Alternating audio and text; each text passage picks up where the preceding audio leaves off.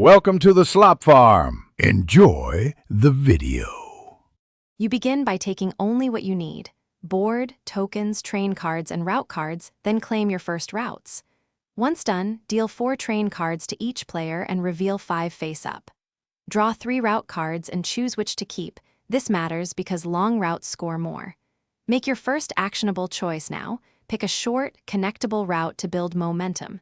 You want flexibility. Keep at least 1 route to avoid immediate penalty, and set up links you can complete in 2 turns.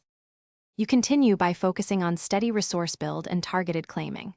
First, decide between drawing 2 train cards, taking extra route cards, or claiming a visible route. Each choice advances different plans. When claiming, play matching color cards equal to the route length. Use locomotives as wild for any color, but conserve them for long links. Once you see opponents' moves, pivot.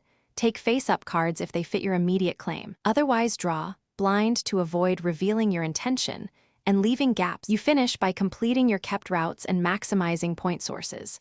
Once done, use remaining turns to close remaining gaps and especially guard long continuous chains for the longest path bonus, because that often swings the score.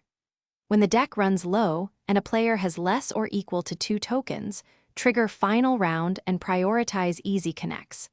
If things go wrong, reroute by claiming alternative shorter segments or draw extra route cards to replace impossible goals. This reduces penalties. Thanks for watching. Consider subscribing if we helped you today.